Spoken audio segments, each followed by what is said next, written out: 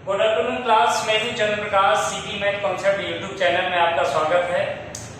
देखिए, आपको इस चैनल में बहुत सारी बातें मैंने डिस्कस की, लेकिन देखिए अगर आप सभी लोगों को यदि मेरा चैनल पसंद आ रहा है और कॉन्सेप्ट यदि पसंद आ रहे हैं तो लोग इसको सब्सक्राइब करना ना भूलें और बेल आइकन का बटन दबाना ना भूलें और लाइक करना ना भूलें। सो प्लीज अब देखिए, आगे जो मैं टॉपिक डिस्कस करने वाला हूँ ये है रिलेटिव स्पीड। यानी रिलेटिव स्पीड का मतलब हिंदी में बोलते हैं सापेक्ष चाल।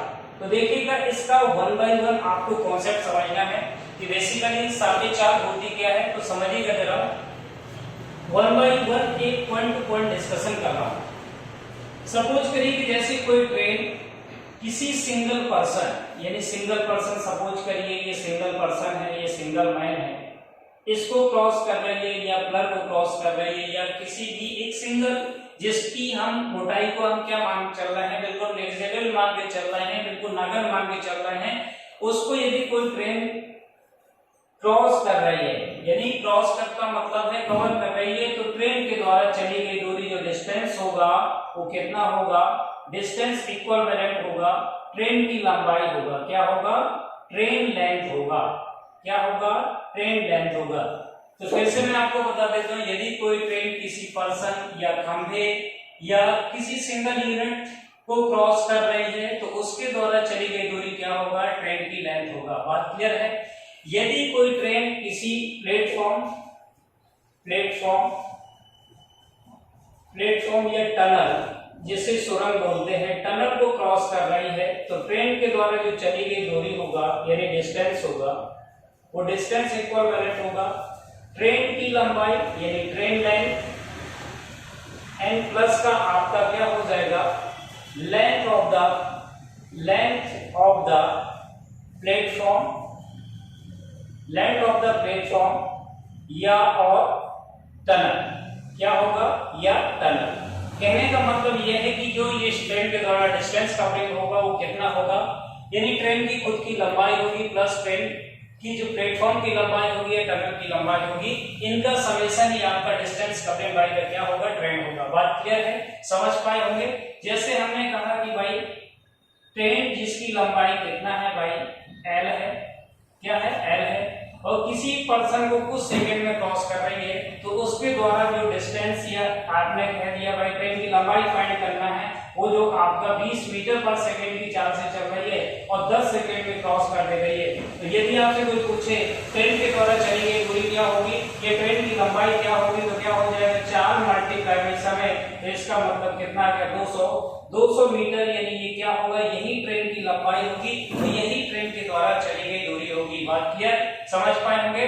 ठीक है, अब देखिए जरा स्पीड पे बात करते हैं। मैं कहना क्या चाह रहा हूं, लेकिन एक बात हमेशा याद रखिएगा, जब भी डिस्टेंस कवरिंग की बात आएगी यहाँ पे डायरेक्शन का कोई लेना देना नहीं है। मेरी बात ध्यान पूर्वक सुनिएगा। ट्रेन चाहे आपकी इस डायरेक्शन में जा रही हो और आदमी भी इसी डायरेक्शन में जा रहा हो, चाहे आदमी इस डायरेक्शन में जा रहा हो और ट्रेन इस डायरेक्शन में जा रही हो, तो उसकी डिस्टेंस में कोई फर्क नहीं पड़ेगा। यहाँ पे भी डिस्टेंस कवरिंग जो होगा,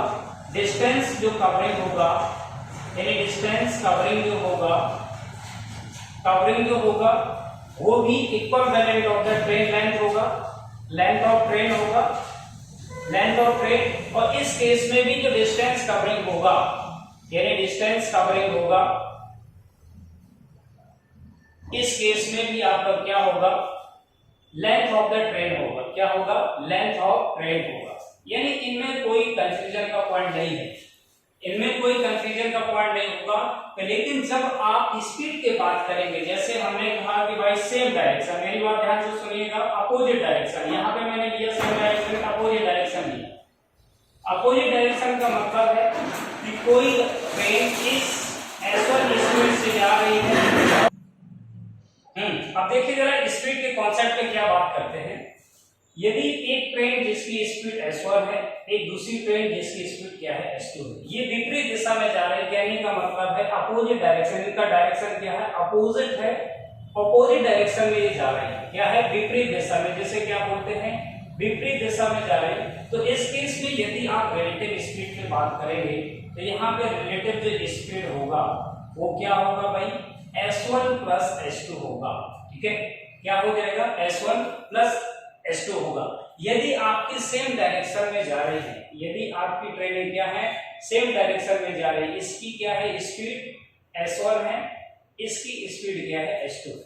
लेकिन ये भाई ये आपको ये भी देखना पड़ेगा कि इसमें स्पीड किसकी हायर है। यदि आपका S1 स्पीड ग्रेटर देन क्या है S2 है, तो यहाँ पे रिलेटिव स्पीड क्या होगा, जो रिलेटिव स्पीड होगा वो क्या हो जाएगा, S1 माइनस का S2, ये आपका क्या होगा, फाइनल रिलेटिव स्पीड होगा। बात क्लियर, समझ पाए होंगे, ठीक है। तो ये हमने बात कही जब सेम डायरेक्शन हो, सेम डायरेक्शन का मतलब है एक ही दिशा, जब क्या हो, सेम डायरेक्शन का मतलब है एक ही दिशा में, क्या हो, एक ही दिशा में हो, ठीक है, एक ही दिशा में हो या एक ही दिशा में जा रहे हो, तो उस केस में आपकी जो रिलेटिव स्पीड होगी S1 माइनस S2 होगा। जब S1 बड़ा होगा, यदि आप S2 बड़ा है तो S2 माइनस क्या हो जाएगा, S1 हो जाएगा। बात क्लियर, आई होप कि समझ पाए होंगे। चलिए देखिए जरा इसका मेन कंक्लूजन हम बताते हैं क्वेश्चन के बिहाफ पे कि क्वेश्चन कैसे कैसे बनते। तो मेरी बात ध्यान से सुनिएगा, एक छोटे से क्वेश्चन के एग्जांपल के बिहाफ पे मैं आपको क्लियर करता हूँ इस भाषा को कि इनका मतलब क्या है, ठीक है। चलिए देखिए ये क्वेश्चन आपके सामने रहा। क्वेश्चन क्या है कि train 540 meters in length travel at the 60 km/h. A man is walking at the 6 km/h. In what time will be the train pass a man who is walking in the same direction? इसका हिंदी भी मतलब समझ लीजिएगा। एक train जिसकी लंबाई 540 metre है, वो 60 किलोमीटर प्रति घंटा की चाल से जा रही है और उसी दिशा में चल रहे एक व्यक्ति जिसकी चाल कितना है, 6 किलोमीटर प्रति घंटा है, उसको कितने समय में क्रॉस कर लेगी, ये आपको बताना है। तो देखिएगा सबसे पहली बात, ट्रेन जिस डायरेक्शन में जा रही है उसी डायरेक्शन में क्या हो रहा है, मैन भी जा रहा है। तो इसका मतलब क्या है कि 60 किलोमीटर प्रति घंटा ट्रेन की चाल थी और 6 किलोमीटर प्रति घंटा आदमी की चाल थी। तो यहाँ पे यदि आप रिलेटिव स्पीड के बारे में बात करेंगे, देखिए सेम डायरेक्शन में क्या होता है, रिलेटिव जो स्पीड होता है भाई क्या होता है, बड़ी चाल में से छोटी चाल को क्या करते हैं, माइनस करते हैं। तो 60 में से यदि 6 घटाएंगे तो बेटा कितना आएगा, 54 किलोमीटर प्रति घंटा। बात क्लियर है, कितना है। तो ये रिलेटिव स्पीड क्या है, आ गया आपका 54 किलोमीटर प्रति घंटा। तो ये 54 किलोमीटर प्रति घंटा को यदि मैं क्या करूंगा, मीटर पर सेकंड में करूंगा तो कितना हो जाएगा, 18 की 54, तो आपका कितना हो जाएगा, 15 मीटर पर सेकंड। ये आपकी क्या थी, ट्रेन की रिलेटिव चाल थी, ठीक है।